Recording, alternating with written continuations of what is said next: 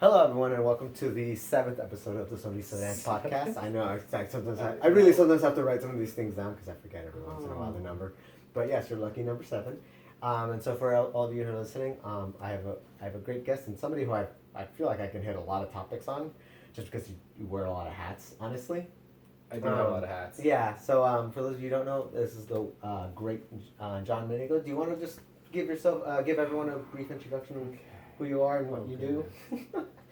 Well, I'm John Manego, as he said, but also my parents told me that. And I basically do plenty of things. I started with just social dancing at first. Actually, I took a class at Chaffee Community College, just a regular social dance class, and then loved it so much. I went to a salsa club, started dancing salsa and bachata, and then just started teaching shortly after, and here I am. So, I mean, he jumped a couple things. He is few currently, because he's missing a couple Oh, things. sorry. So you may know me as the guy that runs Zoukchata Uprising, and that's a social that happens in Anaheim, and it's a fun one with like all kinds of stuff like karaoke and tacos. Yeah, it's a pretty special event. Like, I mean, it's the only. I mean, there's a couple places that will do the multiple room thing that you do, like have a special room for salsa, bachata, zouk, kizomba. Actually, you're probably the only person I can think of that will actually do that consistently. We try each of those. We try to do it. Yeah, we do it. And you've even experimented with other things. I mean, obviously you're Like still hip-hop. doing the karaoke stuff, but you've done the hip hop. You'd have massages there and stuff like that. You know, obviously it's nice also to have a place that sells you like tacos and things like that. Everybody likes tacos. I know, right? Everyone. Well, we get hungry. Most people. Especially since yours is like a longer event, since you can go pretty late. What is it, like 4 or 5 in the morning? I forget it is. We go till 5 5, a.m. okay. So it's not something for the faint of heart. But if you challenge yourself, you can make it. You just gotta pace yourself. Oh goodness. Oh yeah. But yeah. So that's interesting. And, well, just going back to your origins, because obviously that's what you do now. Mm-hmm. Was that class that you took for social dancing, was that where you first originally just got started with dancing, or did you start with other things before that? I was doing mainly popping and breakdancing back in the day. I did like Michael Jackson stuff and sync stuff, and I just experimented with dance. I didn't really take it structurally or anything with any dance classes, but it was just like a group of friends where we hung out in a garage, and just basically I kind of wanted that environment, but with our community. So just kind of like that very humble, very homey feeling of everybody in like together, close knit, and that's the type of energy that I used to have back in the day, and that's what I kind of strive to have today. To have like more of a closer connected environment? Mm-hmm. Okay. Well, starting with that and transferring over to dancing, like as you got more involved, because again, you said through social dancing you got introduced to salsa and stuff like that. I guess what made you like that more than all the other dances and styles that you learned? Actually, I did start out with swing dancing back in the day. Like that was my first ever like social dance was swing dancing, before salsa, and I just like the connection between a person and another person, and it kind of just helped with like going out and not just like staying indoors. It kind of helped me kind of go out and Be social, talk to people, laugh, just smile, move my body, exercise, just everything. Mm-hmm. I was curious because it's something that I feel like sometimes I'm curious to ask about for people from a background that's not Latino. At the start, did you ever feel any kind of like disconnect for like being Asian in the dance community? We were kind of Shiloh's in the back. Nodding aggressively. She's only half though, so I'm just kidding. So she, Doesn't matter. Wow. Only half. Whose interview is this? It's okay. Even Jenny like poked through. Oh yeah. Didn't remember? Like just like poke her head through. No, it was just her hand. Oh, it was just like randomly just go like this. just across the screen. You just literally just see the hand. Like do this thing. What is this? You just start doing random. During a serious conversation, you just have. Okay. Just throw it Anyways. in there. Okay. What was the question again? But yeah, did you feel any like pushback, at least trying to get into the Latin dance Okay. scene, That's a good or even question. just the dancing in general? Because it's not Yeah. typically, It's a Well, juicy question. yeah, being a race other than Latino. Okay, so in the salsa and bachata community, we were seen as kind of like a unique like ethnicity in the community, in the salsa community. We were seen as kind of like the kind of like, oh, they're cute, they're trying to be like us. Oh wow, you know how to dance? You know how to move your hips and shoulders like us? Us? Really? you're not part of our group. So I didn't feel like I belonged, but there was a good amount of also like Asians and Caucasians as well in the community at the time when I first started. There was a few that I kind of connected well with, and also a few Latinos and Latinas that I connected well with too. That kind of helped me outweigh those other ones that kind of said you shouldn't, like, why, like, they look kind of mad. Yeah. They look kind of Yeah. mad that I was like studying their dance, and it was just kind of weird that I would be like teaching or something, and they're learning from this little guy.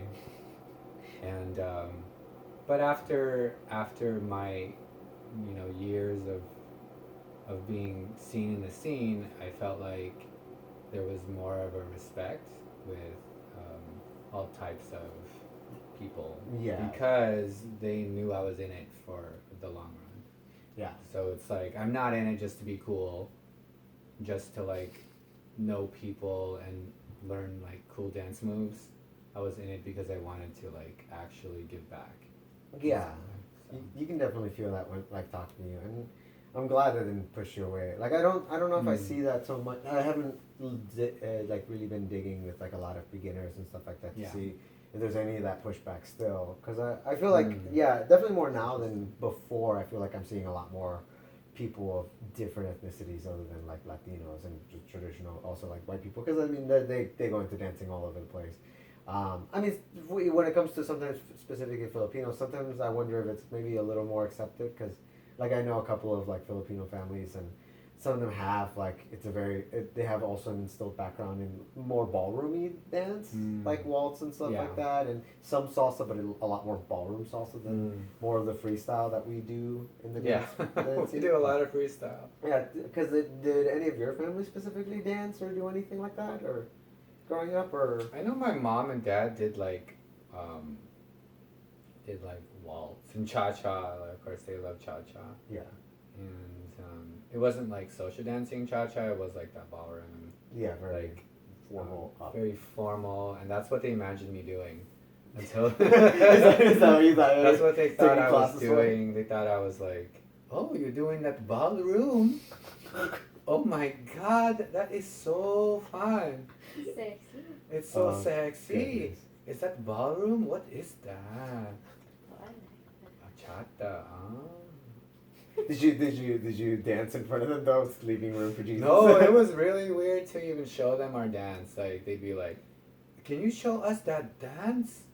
That very sexy dance." And I'm just like, it's weird. It's dude in front of like parents and children. Yeah. Even though it was like, very, the way that I dance is I like to be very like technical and be very safe and comfortable for everybody and not like all grindy. Yeah, like I've seen like people you do. can't tell where the other person starts or ends. Yeah, no, it's just like one human right there. You're like, is there two or is there just one? It's just wiggling together. It's just wiggling. You're like, what are those? Oh goodness. But yeah. Okay. When it comes to your growth as like a dancer, did you just mostly at the beginning just start doing a lot of social dancing, or did you jump into any like performance teams and? Oh yeah, so I basically started out with Joe Quinones and Vince Torres' team. They had a team called the Phoenix Dance Company. In fact, Joe has She still has a team, doesn't a she? dance studio. It's called the Phoenix Dance Studio, I believe. Okay. And she, she's still doing that. It's running strong. So Yeah. congrats to her. Mm-hmm. And I know they really like do a large part to help out with like the Reno Latin Dance Festival. That's like Oh coming yeah, up. it's coming up. So The second week of? second weekend of January. Yeah. Cool, So cool. really It's the week after Zoukchata actually. This year, Yes, I was yes. happy that I was like, oh crap, Did it overlap last year? it did it? No. 2 years in a row. Oh, the last 2 years. The last 2 years it did overlap, but we were at RLDF before that, I think. Right? Reno. Reno Latin Dance. We've been, Yeah. but we've had to not go the last 2 times because of Zoukchata. Yeah, the overlap. We run our event there. Dang Okay. it. Yeah. Well, yeah. Well, and Okay, anyways, I was also that's a whole other world. Yeah, I was actually pretty happy when I saw that too, because I'm just like, yeah, I get to go to You you go guys' to thing. both. And then I What? go and leave for Reno. Oh my goodness. But yeah. So you started with Beautiful. her team, Joe's a Phoenix Dance Company, or hers and Vince's. Yes, so they were doing a lot of like musicality, like, well, basically what I learned from them is that one dance doesn't have to be just like one dance. It could be like a mix of others. Of course, you still need to have your foundation of any style. So Yeah. if you're gonna dance bachata, it still needs to look like bachata, but incorporate some other elements that you've learned. Because I feel like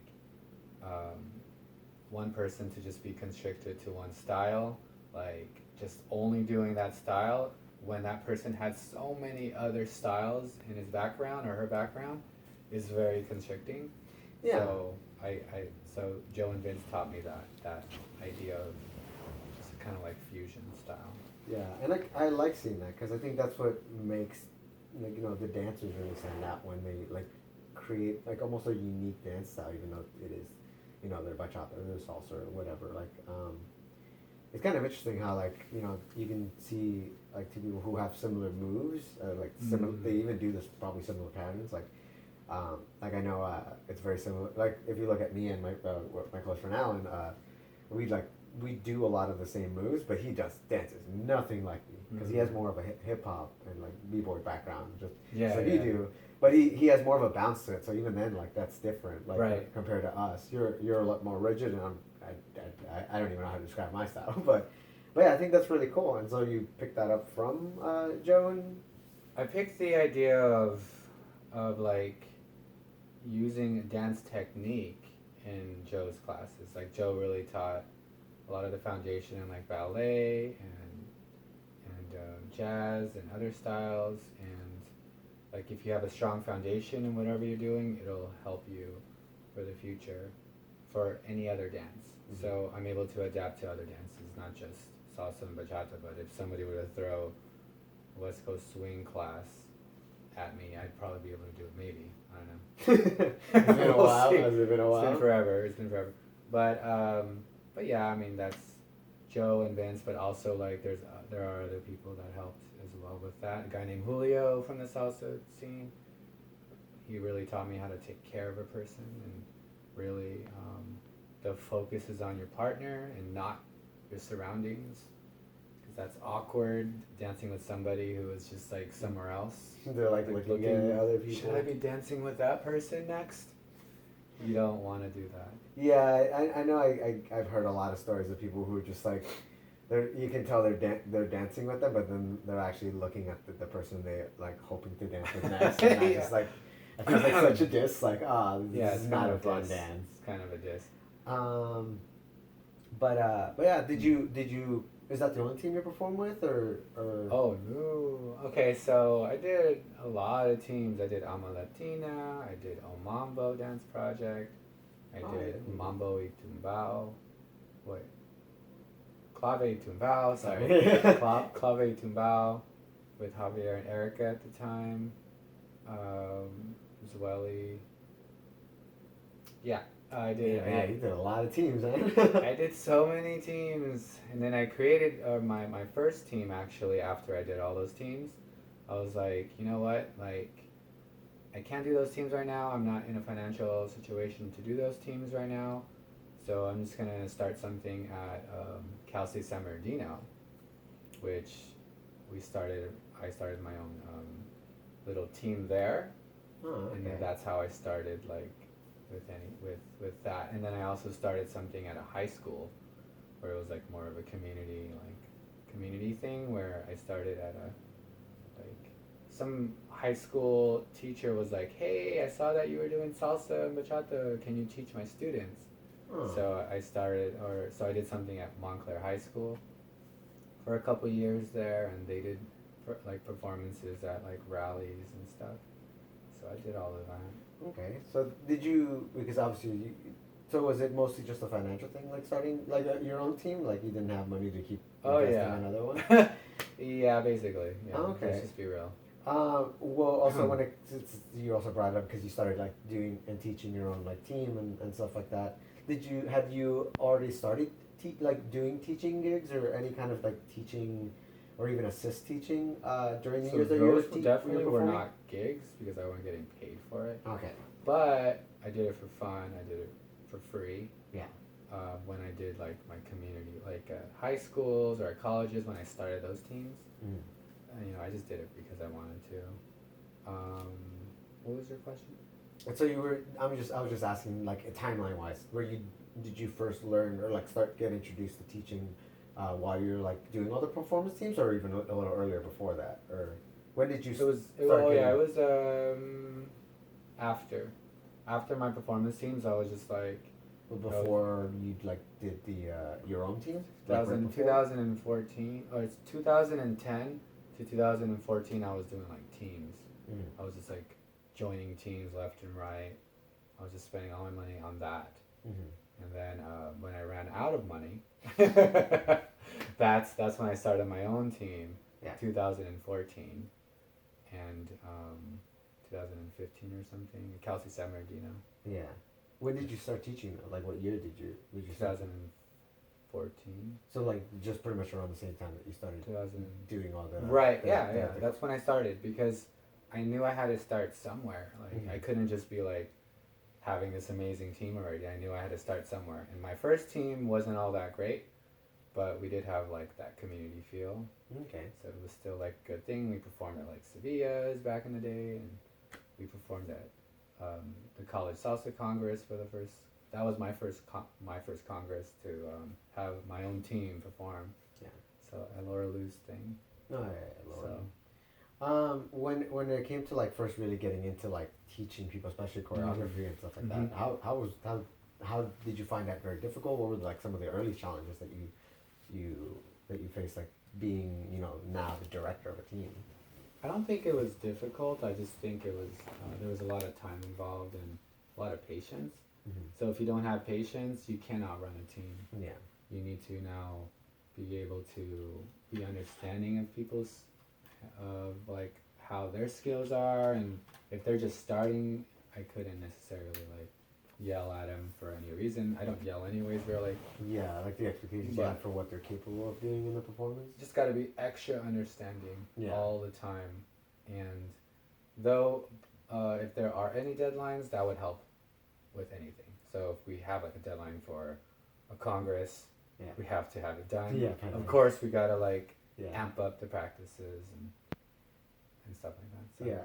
Well, when it just because I'm curious, like starting your own dance team and coming up with the first couple of performances, did you feel any kind of anxiety or any kind of fear that your performances weren't gonna be well received or any of that stuff? I'm always very curious about like when you're doing anything in the creative space and especially putting yourself out there and being the one who choreographed or whatever your art is, like, or DJing or whatever. Like, when you ever was there ever like a lot of nervousness, or was that something you like got through pretty easily? I think I never even thought about that. Oh really? Surprised, because I never thought about it, but like maybe during the time I felt nervous when like, especially at congresses like at Los Angeles Bachata Festival or in Reno, actually, like kind of scared me. Performing on that stage. Yeah. It was scary because it was like it's so well done the way that they do the stages. Yeah. that like it makes you feel like you better bring on a good show or else you're screwed. Not only that, but they're so well organized. I think that puts a lot of pressure. Just like organized. how everything is so on top. It's very time sensitive and everything. So very time sensitive, and I strive to do that in general with like my classes and my workshops and everything. But yeah, I strive to do that. Yeah, we pretty much do that. So yeah, no. What was the question? The original question. Good thing we can edit this. Yeah, it's just fine. I mean, it's kind of funny when everyone's like this, but yeah, no. I was just saying, like, so, like you, like that's the funny thing. I feel like when anyone starts anything that's on their own terms or anything, they start as like being afraid of like the judgment of being told that that's not good or whatever. And I'm just very curious. It's kind of an interesting thing if you're somebody who like wasn't weighed down for that or wasn't off put for that. And if that is true, and like what you're saying, that you don't necessarily feel that kind of pressure like most people do, that probably to me in my head probably makes more sense why you jumped and you do so much now, because it seems like you'd rolled from one thing to another to starting a different like style of business or what you do in the dance scene so easily, and so like and everything's been working out pretty well for you. I think as long as you provide something for other people, like you shouldn't be ashamed to do anything.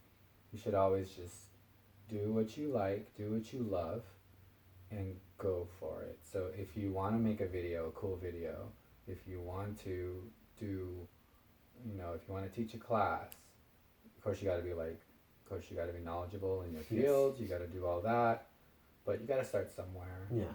So that's my mindset. That's how it's always been. You got to start somewhere.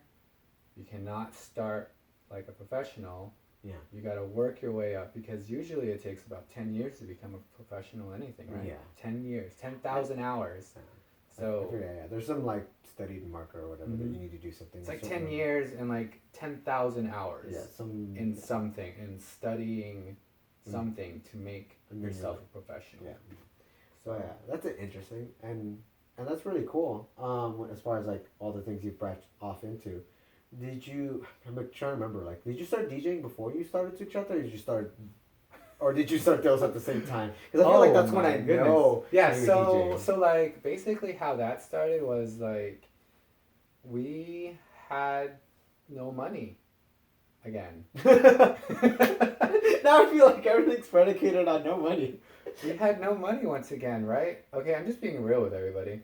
Like, dancers have no money. So if you're complaining about spending $5 or $10, it's because I know you're a dancer. I know, right? Unless it's high quality stuff, like, whatever, like great socials.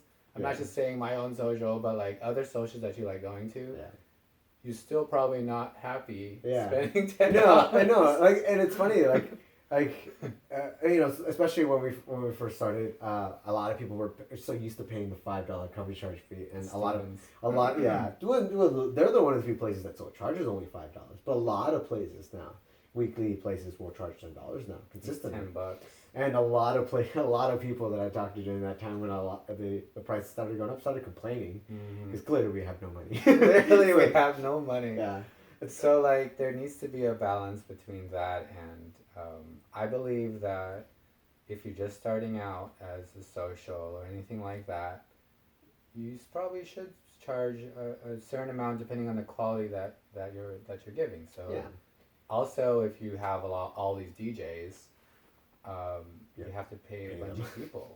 Or if you have a freaking expensive studio, you have to pay the people, and it's like, we can't do this for free. Yeah. Although it sometimes feels like it, but I feel like the energy that we get from it and I'm just obsessive over things and very habitual in doing something. So every month, if I didn't do Zoukchata 1 month, I'd probably like lose it or like feel weird or feel like the world is ending. So goodness. But yeah, no, and but yeah, and I feel like when you have socials like that provide so much, like probably the two that come to mind because they're honestly the only two socials I worked the absolute hardest never to miss is Zoukchata and Unified on too. Both of them for particular reasons because they provide so much. Like they have not only events that go very long, but they also have special workshops and a lot of classes Yeah. throughout the day. Yeah. And That's actually really difficult to organize. yeah, And you know, just nice job to like Mario and those people who yeah. put on like other socials as well. Yeah, and setting all that up, and so like the cost for those events, because they're two of the ones that also cost a lot more, and I always make time to make it to those. It's pretty interesting. But yeah, going back to what got you started with Zoukchata, like how, so you said you were non-financially in a very good place. What started Zoukchata? Okay, so you started you started DJing before Zoukchata then? No. I didn't know anything about DJing. Okay. So your first time doing DJing was okay. at Zoukchata? So like basically a DJ's job is to find good music and play good music, and in the right order. So if you don't have good music, but you have amazing DJ skills, it doesn't matter.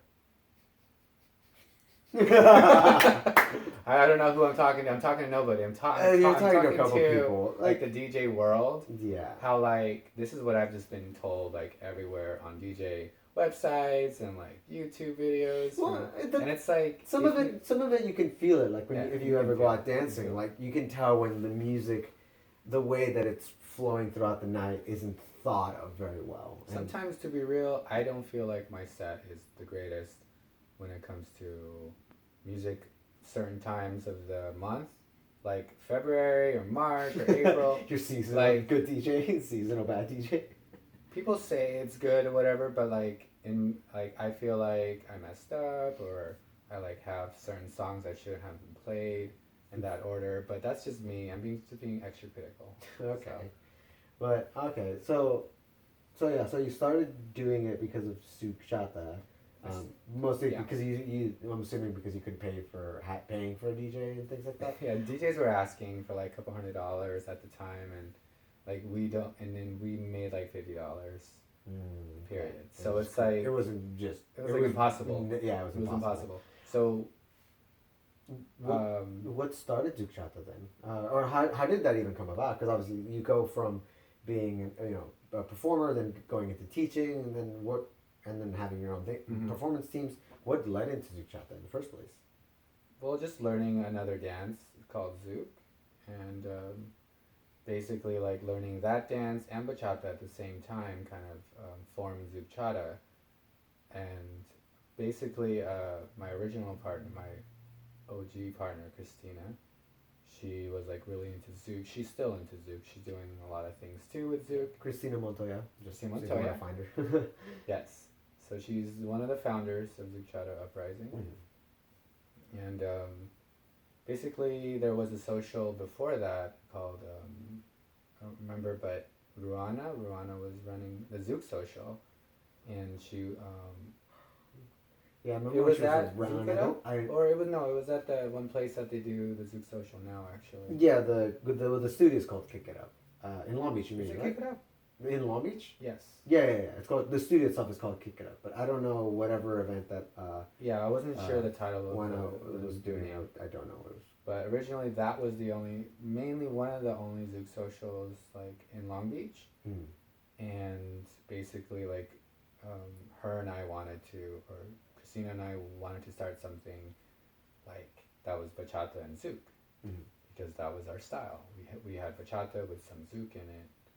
And we wanted like 2 rooms, so we decided to form our own social, because we wanted to also play our kind of music. Yeah. Like in the bachata community, they wouldn't play like slow music. Really, it was all like fast, high energy, which is cool. But I liked more of the sensual stuff and good energy too, like high energy, but also like slow it down a little bit. Yeah, I mean, it's a different feel, because I definitely do feel like a lot of the music that gets played throughout the Zoukchatas and over the years has stood out on its own, specifically for what music you hear there. Actually, it's funny. I was trying to remember. Did you guys start off with having 2 rooms right from the very start, or did you? We actually started with 2 rooms. Okay. Yeah. Like, cause I'm like, there was like 5 people in the Zouk room.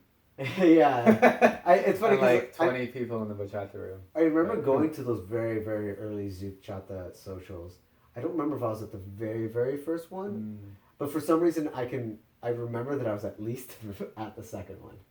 Wow. At least since the second one. He's been there since 50s, since 1, Zoukchata 2. At least Zoukchata. I can't claim number 1, but I can claim at least 2. Oh my Just close god. But yeah, I've been going to your 5 years, I've been going to your event for a long It's time. 1/6 of your life.